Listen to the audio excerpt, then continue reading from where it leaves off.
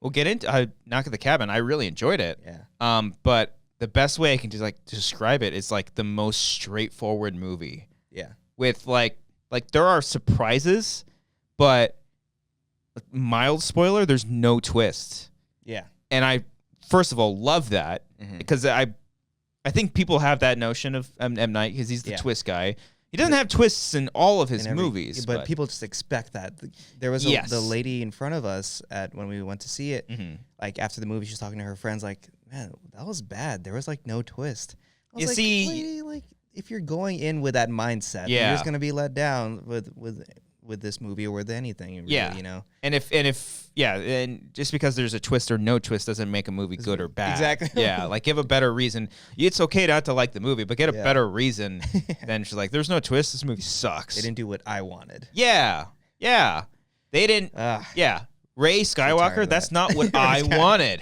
That is not what I wanted. Therefore, it's a bad movie. I mean, there's other things, but still. But yeah, that's a little silly. That's very, very silly. If anything, it was a twist that there was no twist. It was very surprising. Like, oh fuck, this is just like, because my mind wanders. I was like, okay, what is it? Yeah. Like the premise of the movie. Like, okay, are these people like just full of shit? Are they for real? Like, is there another element to this? And no, it's just like what they say kind of happens, and it happens. Yeah. And so I really like that. And it's all in service of a really good story with really great acting, like across the board. Yeah.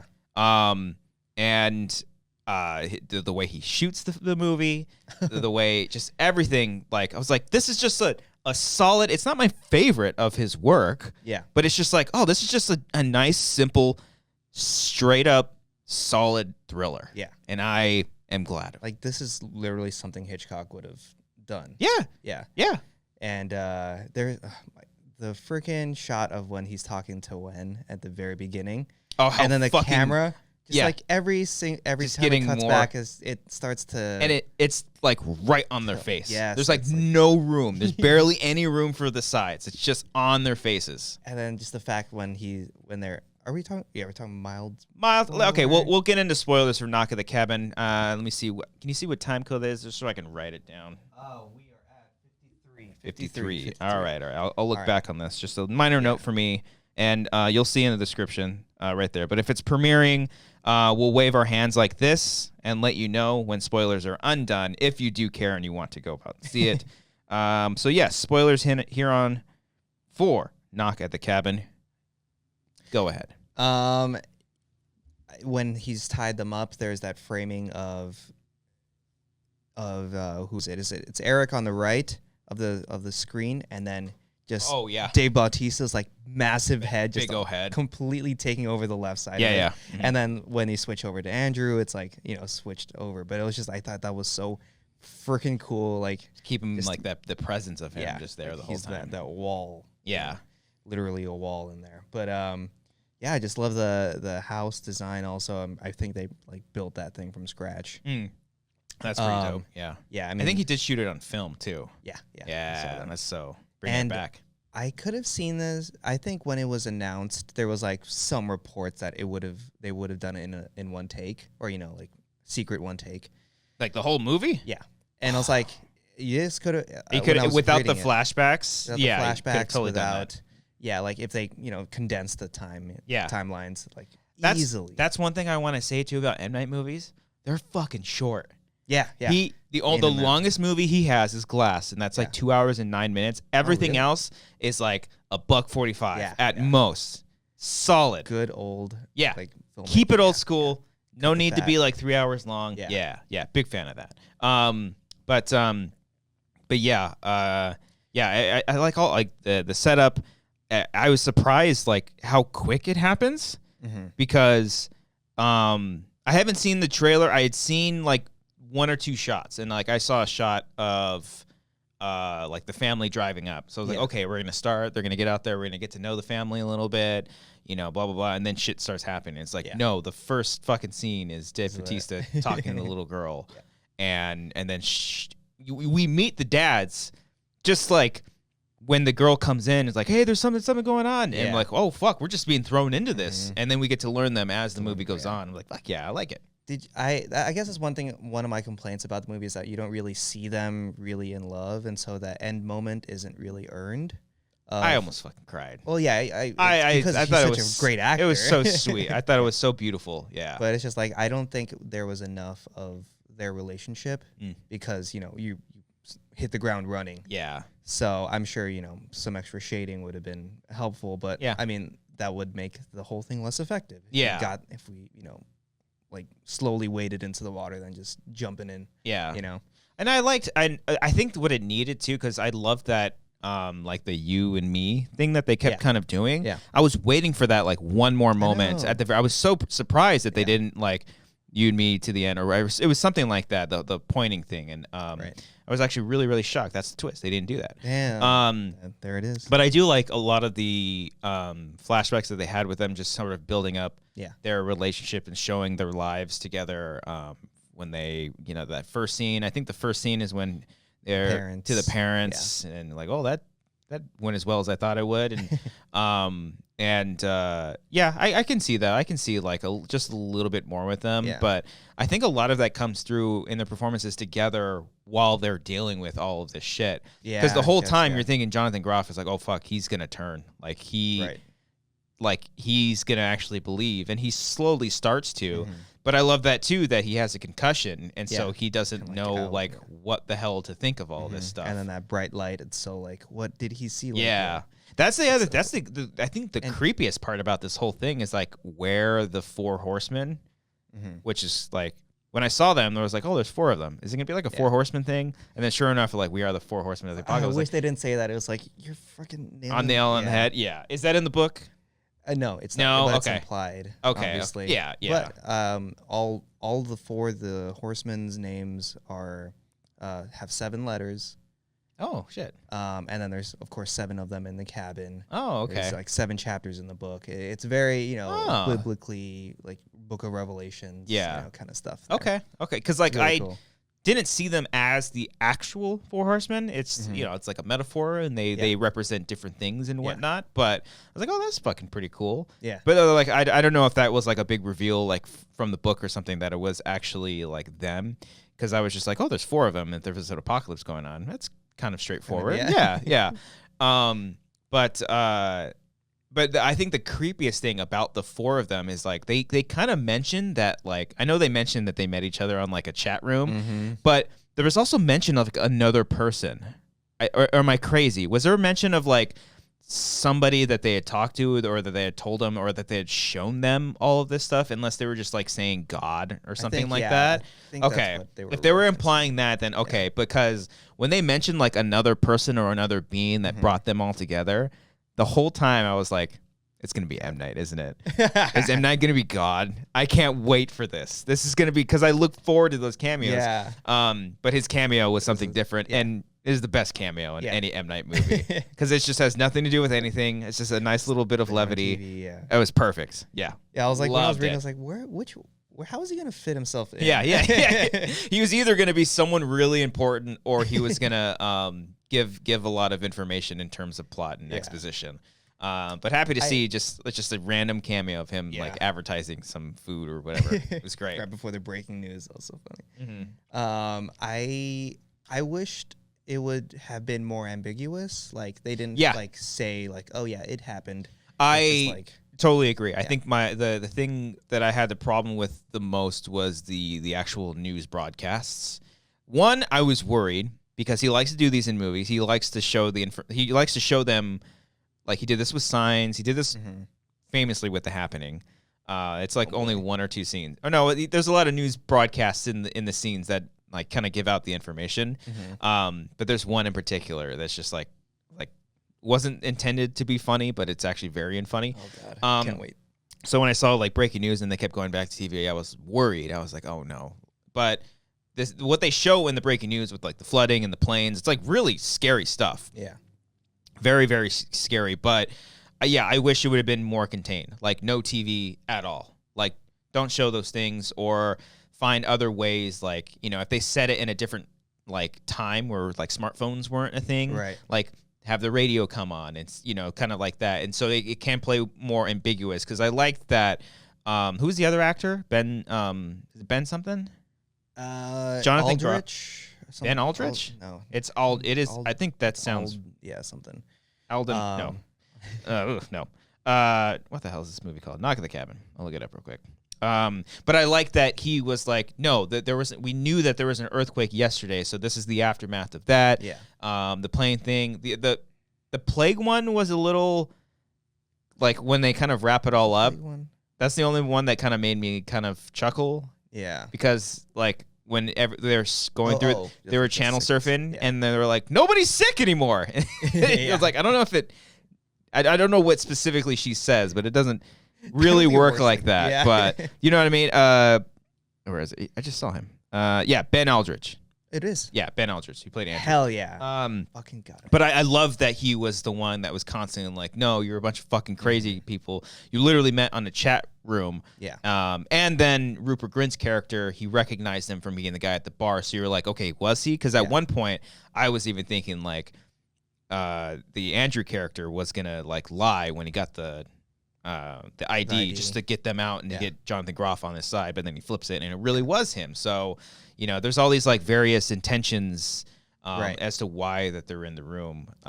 But yeah, the news broadcast I could have done with a little bit less.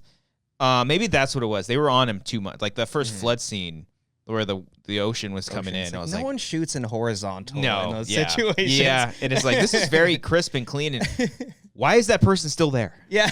Why is nobody running? The plane scene was just, I thought was like creepy. Yeah. Also, I was flying that same week too, so I was just like, oh, I don't want to see this. People started laughing at that. I think it just looked kind of, the CGI wasn't great. Yeah. Like, what is this? Like, I don't know. It was that, and then it was the plague, and then what was the fourth one? Was it just like all hell breaking loose? Don't remember. Yeah, the storm or something like that. Maybe, I don't know. Because so here we go. You in the book stuff? Yeah. I mind you, I know nothing. Well, I know one thing that happens in the book now, but at the time I didn't know anything. But go ahead. Yeah. So we don't know if like any of those. Yeah, there's no diner scene. There's no like that wrap felt. up. Yeah, that felt the most. Yeah. And then there's no like ID on Redmond. Yeah. And so it's like, was he really this guy on Ron? And so it seems like the book is more ambiguous than anything else. Everything is left like that way. And it's like, that's even scarier. Yeah. So I kind of wish he went that route more. I also think it's easier for a book to be a lot more ambiguous because it's much more imaginative. It's definitely possible to do it in the movie too. Yeah. People just would have been fucking furious if if they were like, I had to think of an ending for this now. Yeah, yeah. I mean, I too prefer that over anything. I prefer the think about it and get the actual answers. But I think the way it plays out and everything kind of ties in together. It's dark and very sad, but there's a little bit of lightness to it. Like, you know, the music chime at the very end was kind of a sign of like, hey, it's okay. Oh yeah. You know, and he saw like, you know, the daughter growing up and everything, and I thought that was really really sweet. Did you? I love the final part of just the held shot of them turning on and off the radio. Yeah. Oh yeah. Like so when sweet. that song first comes up, and when they're like going up to the cabin, it's just like, this is kind of, I know what you're doing here. I see you setting up the domino, and then like I completely forgot about it by the end. Yeah. And so I was like, freaking got me. Got him. Yeah. Yeah, no, I thought that was really really sweet, and there's a lot of like just really long takes of just that's the M that I miss the most is just holding on a shot and just letting the actors act, and there's a lot of really good stuff like that, especially with like the kills too. I was like really surprised that the kills were like handled tastefully. I kind of wanted more. You wanted some violence? I wanted like it's rated R. Let him. Yeah, it's like, but I get it. It's his first rated R movie since The Happening too. So it's more rated R for the cursing and maybe the implied violence, I would imagine, maybe. Yeah, probably. But like Bautista's death scene was just like, that was that was great. Cool, yeah. I was like, okay, wait, was that the spoiler that you about the book? The thing you heard? The thing that I heard about the book is, I kind of don't want to say in case people haven't read, but Yeah. It's a Book death. Spoilers. It's a death. Yeah. Okay. That's the biggest difference, right? Because the ending of this movie is completely different than the ending of the book, from what I've heard and read. Yeah. And there's a moment where Ben Aldridge's character finally, like, the best scene in the whole movie is when he gets free and he goes into his car to get his gun. I thought it was like the most intense scene in the entire movie. It's fucking awesome. But there was a moment where he was having a scuffle with the gun, and I was like, "Oh, this is gonna happen." And it's the moment that happens in the book. I was like, I feel like this is gonna happen. It's gonna be terrible. So what's gonna happen? And it didn't. And I was like, "Oh, wow, okay, all right." Yeah. Everything's like okay. And then once the movie ended, and I kind of looked up on like that thing, I was like, "Oh, fuck. That does happen." Yeah. Oh, dancing around like spoilers and stuff. I don't, just in case anybody actually wants to read the book. It's very good, very well written. I was talking to a friend after the movie, and we were both curious if people were gonna think negatively about this movie. Well, one, it features 2 queer characters. Yeah. Which I'm as a straight man, who am I to say? But I think they did it really well. I think they represented it really well. I mean, I don't know what the discourse is either, if there is a discourse. Right. People maybe think the opposite, but I think it was handled very well. And I think there was a little bit of like someone at the end of our screening was saying like, this was a little too conservative for me. I'm like, huh? Conservative? Yeah, I was like, what? Huh? And I think maybe there's implied intentions of because it's 2 gay men, and then there's biblical stuff involved and like end the world stuff. So I don't know. I haven't seen any like kickback on that. But I guess like they destroy a gay couple to make sure the world doesn't end, I guess. But one that's well, they're gay in the book, right? Yes. Like nothing was changed. Like Correct. Everything is adapted from that. Yeah. Okay. No, I mean, it's representation. I mean, if it was a straight couple, like I don't think anybody would be thinking that, and everybody would be thinking like, oh, the end of the world is assholes. It's just like, it's the story about these two fathers and their surrogate daughter. Yeah. I don't know. I wasn't sure if there was any like negativity against that, but I thought the representation was great. I think it was handled very well. Definitely. Mm-hmm. I'm gonna get there. I'm gonna get there. What else is the book? 1 second. But Jonathan Groff, I thought like he needs to be in more movies, and this Ben Aldridge guy too. Like they were just. I know that obviously Jonathan Groff is gay, but is the other guy's gay too, right? I don't know about that. He was in Fleabag, and then I don't know anything. Playing about a straight character, but I don't know if he is gay or not. But because I know people can, if like characters are. Yeah. Let me see. But I hope to see him in more things because He's gay. He's gay. All right. Cool. Nice. That's great. Cool. Yeah. Because I know that like The Last of Us. But was the kid Chinese? Was she? Is she actually Chinese? She probably has no credits. She's like her first movie. I don't know. Representation. No, but yeah. You can say stuff on that. I don't know. She could be Mexican for all I know. And I'm going to be like, hey, I'm glad that this is a diverse cast. I was sad that Rupert Grint was the first to go. Oh, yeah. Because I thought he was so good. And he's got his servant accent. I didn't know. Oh, he has the same Southern. Yeah, it's I don't know if it's Southern. It's just his attempt at an American accent. Yeah. It's definitely better in this movie than like the first season of Servant. Oh, damn. Yeah. But he's good in Servant though. Okay. He's really good in Servant. He's got to get over the accent. Yeah. Yeah. It's Dorothy. Hey, Dorothy, you got to. This is how American people talk. Like it's just odd because it's Ron. Yeah. It's all it is. Yeah. Yeah, he's when I was reading that part, I was like, I didn't know the cast also, so I thought I was only imagining Dave Bautista, and like Redmond's also a large character, and I was like, maybe Dave Bautista is playing Redmond. Oh. And I was like, that'd be a bold choice. And then once I found out it was Rupert, I was like, oh, okay. And does it kind of play out like that with those? Okay, all right. Oh, that's cool. Well, let's see. In they're killed in different ways. Yeah. Also, but Redmond's is the same. Oh, cool. Okay. Yeah. All right. Yeah. I think I was like, oh no, don't be the first. But then I remember thinking to the credits, I was like, oh, and he's featuring. He gets the and. Yeah. God, or the and. Yeah. I'm like, God damn it. And then then he gets killed. Great music, by the way, too. Yeah. A really, really great soundtrack. Yeah. Yeah. Or a score. Do you know who did it? Wait, fine, hold on a minute. No, who did it? That's a cinematographer. He's like a Norwegian guy, right? Changing his, I'm not sure. Music by Herdis Stefan Stador. That sounds pretty American. I don't know. I probably butchered that, and I apologize.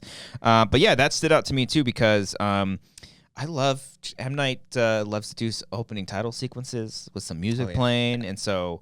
That brings me back. It always brings me back to he does opening title sequences to like most of his movies, but Signs is like the one that like does it the best. Your favorite one? That's my favorite M. Night movie. Yeah. But that's just like titles and then fucking foreboding music. Like, oh shit, like this is what's about to go down. I gotta rewatch that one. I haven't seen it since I was a kid. I was like, let me see. Super fucking scared of that monster. Which one? The one where it walks by on the news. Oh, in Signs, the alien. Signs, yeah. Oh, yeah. It's the scariest part about the whole movie. Oh. Yeah. Good stuff. But yeah, it's like he loves talking about faith in Signs, and also like this one's another very religious man. Huge theme in this. Like, what do you believe? How do you explain the unexplainable? Is it a god? Is it just some like. Or some random dude on the internet, Yeah, so I'm glad they didn't have these visions. They didn't explain too far in the sense of like why this is all happening. It's just the fact that it is happening. Yeah. So I'm glad they didn't go that far.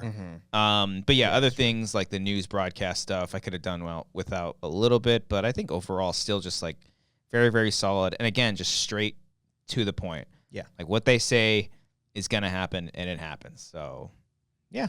I didn't really like the kid actor. She had me worried at first. Yeah. But then she kind of takes a step back a little bit. Yeah. She doesn't do too much later, but I just think she was like maybe she was badly directed. I don't know. Like she wasn't given enough, and she's maybe not as. It's the first time. I think it's her first performance. I think she was and introducing. I could be wrong, but I don't know. I thought I saw that this is her first film. Yeah, I mean, like, yes, she does become better, but I was just like a little iffy on her overall. But I mean, the kid actors were like something else and old too, so like, you know what I mean. So I don't know. But the scene where he's like, "Do you remember what you did on Christmas or something like that? Do that." And that scene, I was like, "Oh yeah, this is great." I think that's what kicked off the big scene for me. Yeah. No. Knock at the Cabin. Good. How many knocks? And spoilers. I don't do that, bro. No. I either give it a heart on Letterboxd or I don't.